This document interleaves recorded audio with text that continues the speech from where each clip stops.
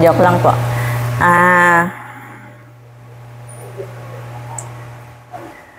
Salamat sa Panginoon dahil inalaw tayo ng Panginoon na share natin at matutunan natin kung paano tayo magpatotoo sa harapan niya, kung gaano ang kabutihan niya ang naranasan natin sa mga buhay natin individually.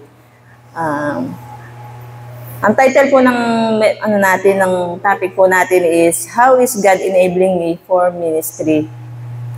So, mamaya na po ko po sasagutin yung question na yun. So, gusto ko lang po munang siyempre po may mga istorya po tayo kanya-kanya po tayo. So, gusto ko muna pong ikwento yung talambuhay ko.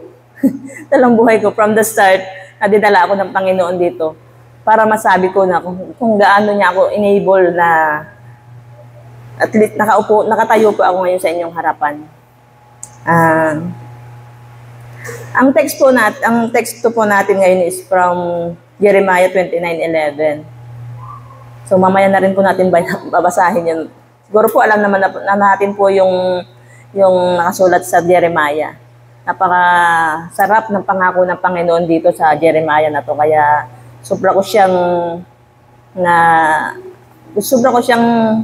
na-feel yung kanyang kabutihan dahil sa mga pangako niya dito sa Jeremiah.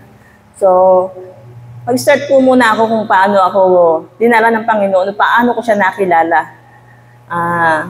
Purihin ng Panginoon kasi ako po ay simple, ako po yung nanay na masasabi kong parang taklesa, ganyan po. Yan po yung buhay ko nung araw na laman ng papag, laman din ako ng mga plaza, na lahat ng mga event sa plaza, andun po ako, lagi po akong present doon. Lalo't mayroong mga piyesta-piyesta po na yan. Hindi po ako na-absent dyan. Kasi po, kasi po yun po talaga yung hilig kasi alaka-alaka pa sa Panginoon eh. So, ang buhay ko noon is, yung parang wala lang, parang hindi mo talaga kilala ang Panginoon. Although, nagsisimba ka, pero hindi pala enough yun na natutunan ko noong dinala ng Panginoon ang buong church sa Kapunitan. At purihin ng Panginoon dahil ang isang tahanan namin doon ay isa sa napuntahan nila Pastor Caloy noon that time. At from there, nag-start yung Bible study sa bahay namin at patuloy na nagba-Bible study kami. And then, habang nag-aaralan kami, siyempre, nakikita natin yung mga pinag-aaralan natin compare sa mga nakagisna natin na as Katoliko. So, siyempre po, tayo po, hanggat nakakarinig tayo, nauunawaan natin, binibigyan tayo ng Panginoon na maunawaan mo kung ano yung tama at kung ano yung kalooban niya. Then, after that na hanggang nag-Bible study, nakita ko yung kabutihan ng Panginoon dahil meron po kaming kapitbahay na almost a year na hindi kami nagbabatian. Pero purihin ng Panginoon dahil nakarinig ako ng salita niya na sabi ng pangako ng Panginoon, hindi ka patatawarin kung di mo kayang patawarin yung kapatid mo. Bagamat wala kang kasalanan sa kanila pero hindi pala yun ang tama na kailangan mong mag-step down na o magpakababa ka sa harapan niya para ikaw naman din ay itaas ka rin ng Panginoon at patawarin ka rin niya. Dahil tayo naman tao, hindi naman tayo perfecto. Tunay na makasalanan din naman ako. So, para hindi ko siya gawin para sa kapurihan ng Panginoon. And then, bago kami pumunta roon sa kapitbahay namin na kagalit namin, nag-pray muna kami noon, kami nila pastor, na ipanalangin namin yung taong pupuntahan namin para maging maayos. And then, yun nga po, nung nag-pray kami, punta kami doon sa likod, ikot kami, parang alumpit pa kami ganyan na nakakahiya yata, na pabatiin ko ito, wala mo lang kasalanan, ganyan. Pero inalis tayo ng Panginoon sa ganong estado na yung hiya or pride. Inalis po tayo doon ng Panginoon. And then, nung nangyari po na yon, bigla pong pumunta kami doon, nakipagkamay kami. Humingi ako ng sorry kung ano man nagawa ko. And then, sa isang iglap lamang po, praise God, naging okay kami. Naging okay kami sa isang ano lang. Kaya purihin ng Panginoon dahil from there, nag-start na po kami nung, yun nga, kilala ko yung Panginoon, tinanggap ko siya, and then nagkaroon kami ng gawain sa Kapunitan, kami nila Pastor Alfred. At salamat at patuloy na nakakasama tayo sa mga gawain at patuloy niya ako nagagamit. Magmula noon, nagkaroon ng mga ministry sa Kapunitan, feeding ministry, at patuloy tayong nagamit doon, nagsiserve tayo sa mga bata, maging sa mga student natin ito, yung student ministry natin, mga scholarship. Nagkaroon po tayo dyan sa Kubo dati na mayroon tayong scholarship ng mga estudyante na pinapakain natin. Patuloy naming ginagawa yun dahil yun ang calling natin, ang giftings natin sa Panginoon na yung pagmamahal mo na ibig sabihin hindi mo kasi magagawa yun kung walang galing sa Panginoon na pag-ibig niya na gawin mo yun. Hindi sa sarili mo lamang yun na kagustuhan, kundi ang gusto ng Panginoon na magamit ka sa ganong ministry. Kaya purihin ng Panginoon dahil nagamit tayo doon sa ganong paraan. And then, pangalawa po, ito po yung second na struggles ko. Yun po yung pagkawala po ni Brother Daniel. Napakalaking kawalan, para kang naputulan ng paa. Yun yung sinasabi na para kang, kumbaga, nawalan ka ng kaagapay, nawalan ka ng lakas, parang gano'n ang tingin mo sa sarili mo. Yung nasa duty po ako noon nung nawala si Brother Daniel, inatake sa bahay. Sila Marlo lang po naka-witness noon. And then, napakahirap dahil nasa trabaho ka, biglang may tumawag sa'yo. Yung pala, nasa ospital na, nire-revive na siya. Napakahirap tanggapin yung ganun sitwasyon, pero dahil ang Panginoon ay lagi nating kasama, binibigyan niya tayo ng comfort na talagang ang buhay ay una-una lamang talaga. At sabi ko nga kay Marlon noon parang nagigilt ako dahil parang wala akong nagawa sa pagpapagamot niya. Kasi noon kay ate ko napuntahan namin lahat ng government na kung saan mga agency, mga department, napuntahan namin yan para humingi ng tulong. Parang nagilt ako kasi kay Daniel, di ko siya nagawa. So parang naisip ko na, kaya parang kasalanan ko yata na parang nawala si Daniel dahil hindi ko ba siya napagamot. Kumbaga, sabi nga ni Marlo, hindi mo sisihin sa sarili niyo dahil nakatadhana yan. Yun ang kagustuhan ng Panginoon. Yun na talaga yung buhay niya. Kaya doon lang ako na tigil ng pag-ano sa sarili ko na parang siguro andyan si Daniel kung napagamot ko, ganyan. Pero purihin ng Panginoon dahil inalis na ako doon, na-comfort na ako ng Panginoon doon sa ganung sitwasyon. And then yung tatay ko naman, yung kamatay naman ng tatay ko is napakahirap din kasi yun talaga nasa higaan na talaga siya. Ngayon, wala man ako magawa sa kanya na para alagaan siya kasi ala na si Daniel nun Ala na si Daniel nun So, kailangan magtrabaho para may kainin kami, ganun. Nakakukonsensya din ako sa tatay ko kasi hindi ko siya naalagaan. Sabi ko nga, pasensya na kayo, hindi ko kayo naalagaan kasi kailangan kong magtrabaho para meron tayong panggastos, ganun. Naawa ko kay tatay ko kasi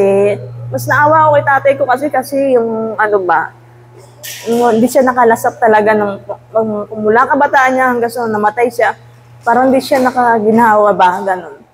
Tapos, sa ganun sitwasyon pa na nasa higaan na siya, nagmamakaawa siya sa akin na nagpapahilot siya ng mga muscle niya kasi siguro makikirot siguro yun dahil meron nga siyang bukol sa baga.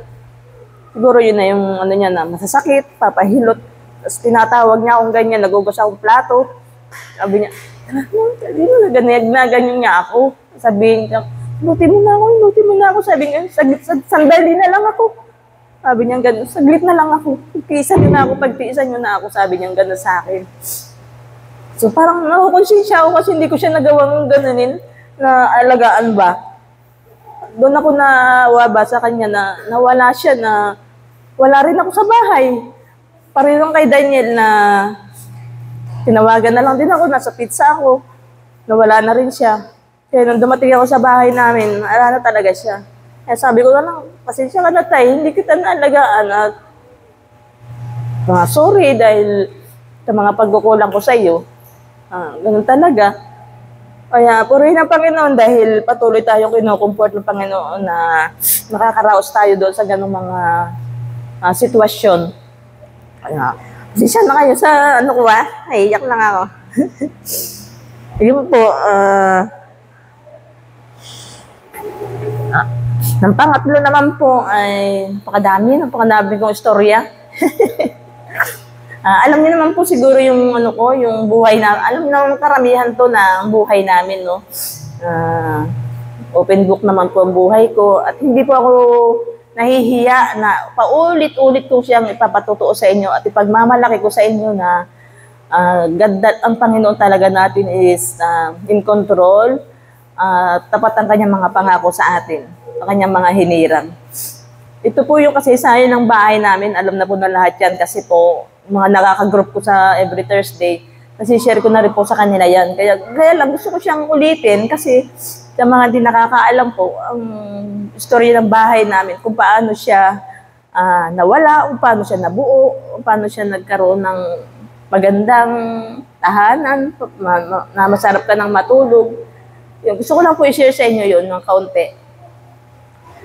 Yun nga po, yung di ba po na nagkaroon tayo ng bagyo, isa po yung bahay namin na nag-collapse.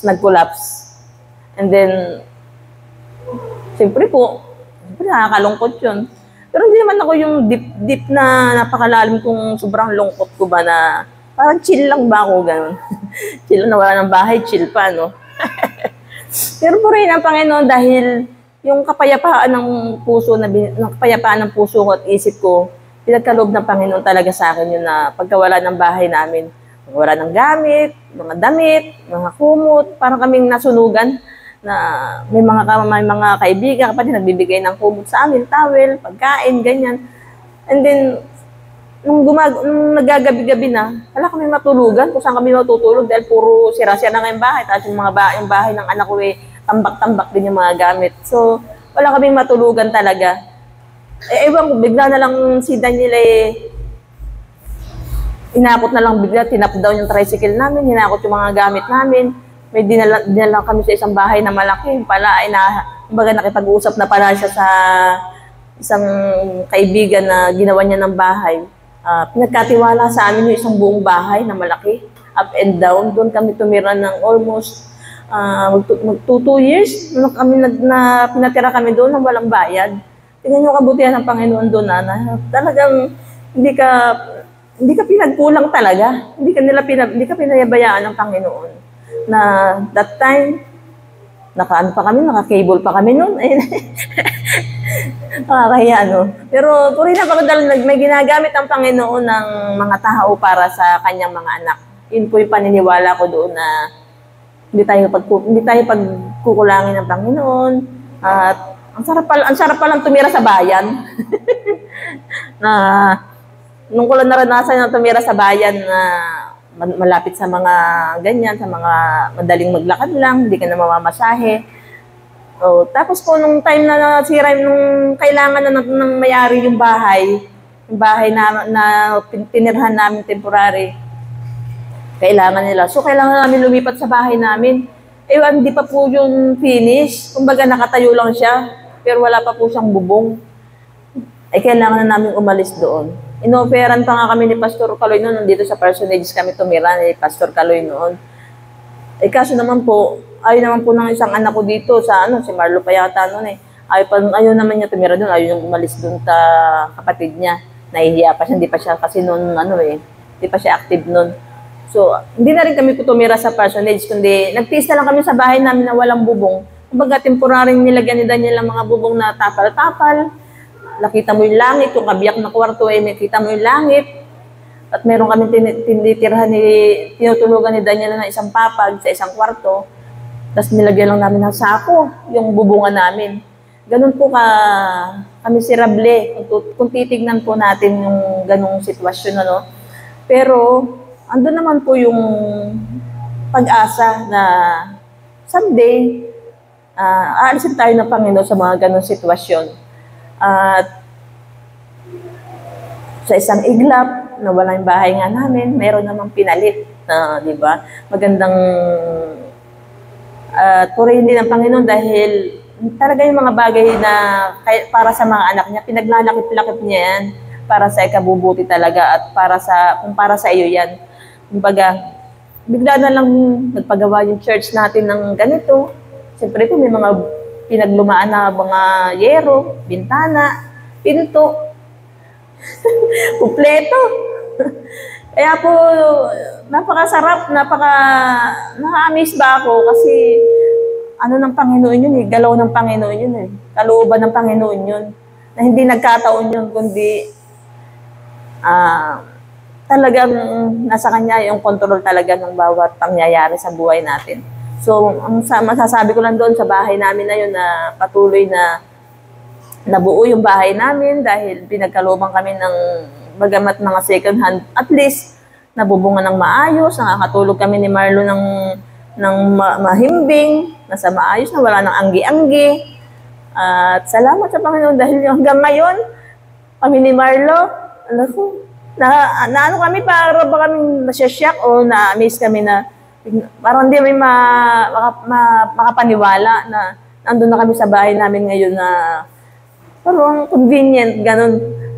Kahit unfinished pa siya, hindi pa siya platada buong bahay. At least, nakakatulog ka ba ng bahimbing kahit may ulan na malakas, may hangin na malakas, hindi mo feel yung ganun kalakas.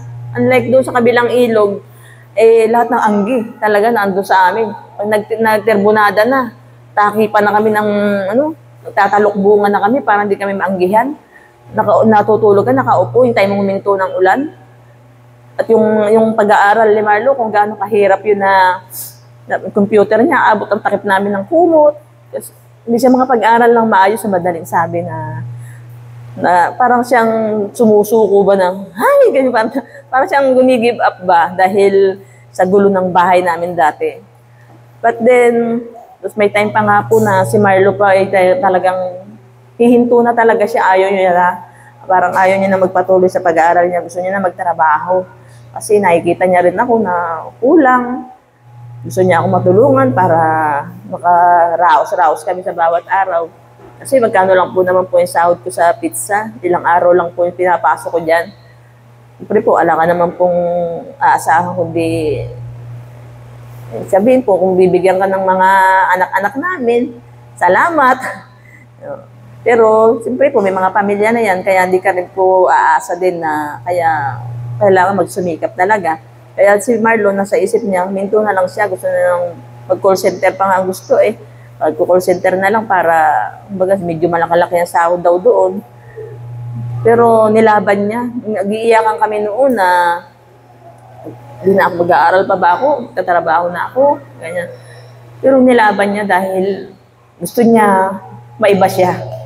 Maiba siya sa mga kapatid niya na at least siya man daw makatapos. Para bagang meron na siyang voice sa mga kuya niya na patotoo kung anong kabutihan ng Panginoon sa kanya.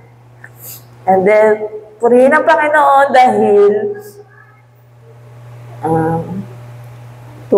ilang buwan na lang, ilang kimbot na lang mag-aaral na si Marlo. Yes! Purihin ang Panginoon dahil patuloy siyang binibigyan kami ng mga taong ginagamit niya para sa pangangailangan ni Marlo. Then, one time pala, share ko lang po saglit yung nung lumipat kami sa bahay namin doon sa bago, siyempre po kailangan ni Marlo ng computer na maganda, na mataas, at yung internet nun, yung monthly nun, kung paano namin babayaran, ganun po. Problema na naman. Kasi kailangan niya talagang mag-upgrade ng computer niya, tapos po yung monthly bills niya. Napakabuti ng Panginoon dahil siguro po mga 2 to 3 months, hilong-hilo ako nang kakahanap ng pambayad ng home credit. ng para sa computer. 2,500 po yun kada buwan sa isang taon babayaran. So, mga 3 to 4 months po siguro nakapagbayad kami doon.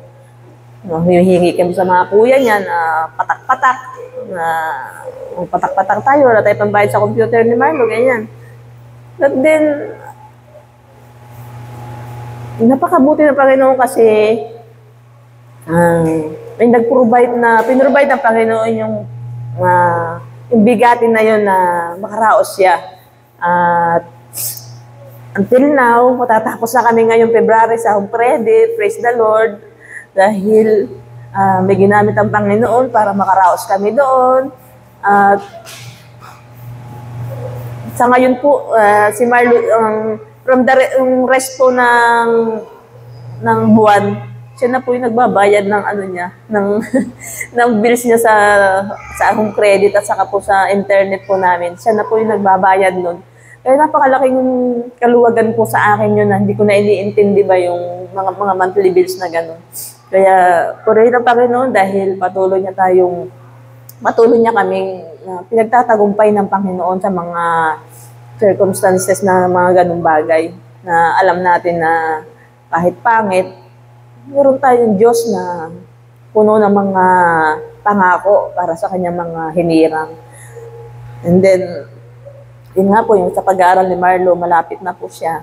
Kaya sama niyo po kami sa prayer na makaraos siya, makapasa. At yun po, purihin ang Panginoon dahil sa buhay niya na patuloy niya magamit ang Panginoon at makapag-serve siya sa iglesia. And then, sabi po, di ba sa Jeremiah, ang bansa, sapagkat batid kong lubos sa mga plano ko para sa inyo, mga planong hindi ninyo ikasasama, kundi para sa inyong ikabubuti. Di ba? Ito yung mga planong magdudulot sa inyo ng kinabukasang punong-puno ng pag-asa. Di ba po? Napakasarap ng pangako ng Panginoon, yung bibigyan niya tayo ng pag-asa. Bibigyan niya tayo ng yung plano niya ay talagang napaka-best kaysa sa mga plano natin. Kaya mag-stick lang tayo, mag-hold lang tayo sa kanyang mga pangako at tunay na ang kanyang mga pangako ay tapat at totoo. Yun lang po. Praise the Lord po sa mga karanasan namin kami ni Marlo. Praise the Lord po doon sa mga ganun. Glory to God po. Yun po, ang ating pong next question. Ito.